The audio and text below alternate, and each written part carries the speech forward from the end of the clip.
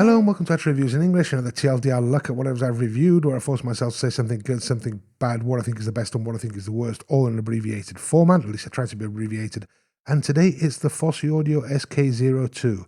Now this device was sent to me by Fosi Audio. I have no affiliation with them. You can find out more by checking out the full review, which is linked in the description, or just head over to actualreviews.com. Okay, starting off with something good. Well, this is a small form factor device that's made to sit on your desktop, I would guess. I mean, it is portable. Right now it's hooked up to a telephone and it's working fine, but I've mostly used this with Windows, and it's like, at the time of putting together this, it's on Kickstarter as a pre-sale for like €65. I don't know what the full price is going to be because I'm recording this before it's actually officially released. This video is going to release more or less when the thing comes out, but I don't know what the exact price is. You can find out that by checking out the full review. But yeah, I mean, at the price the device sits in, and Fosi Audio are usually pretty good at their pricing on stuff. They're not the cheapest you can find, but they do seem to be one of the cheaper brands that actually takes care of what they're doing. And for that price, I mean, it's well built. It's all metal. You've got this big volume knob on the top, which is also a push button. And yeah, it's just a nice little all-in-one device for the price. Something bad.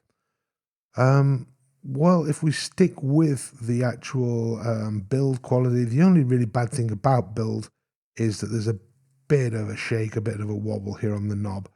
But to be honest, it's nitpicking, because when you're using it, you don't notice that at all. It's just literally if you rock it backwards and forwards, you can notice it. But seriously, it's not really something you can complain about, or something I can complain about.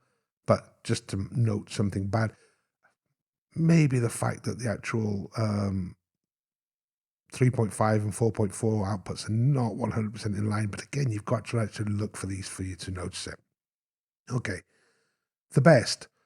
Well, the best is the fact that it is all in one, and that you get all the info you need in a format that doesn't really, it gives you everything you need, but it doesn't distract you.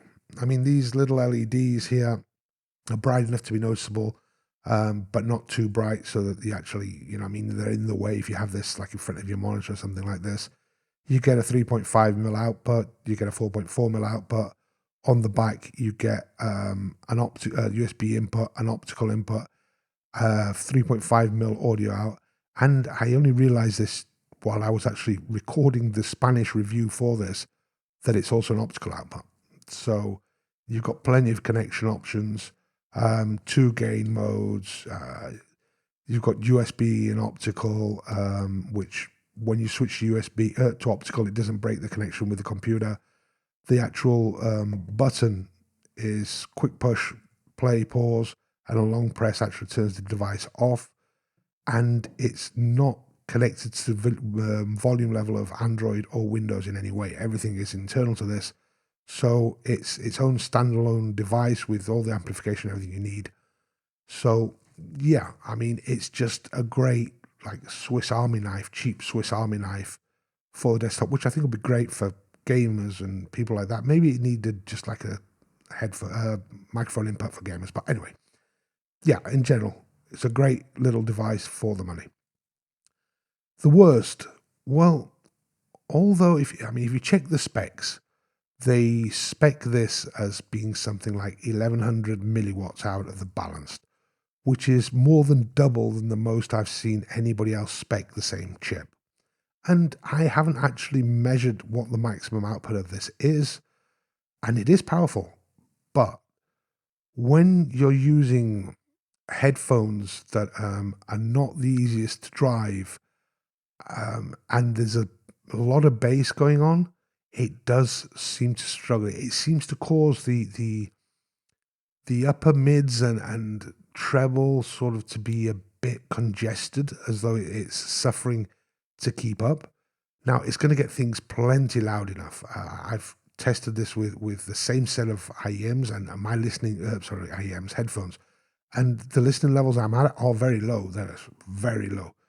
But at the same time, if it is something that you push the volume a bit on and it's got plenty of bass going on, then it does seem to suffer a little. But anyway, there's far too much going on with this to try and get it into TLDR, which is probably overly long already. So check out the full review if you're interested. It's linked in the description, or head over to ashreviews.com, and I'll be back with another one soon. See you later.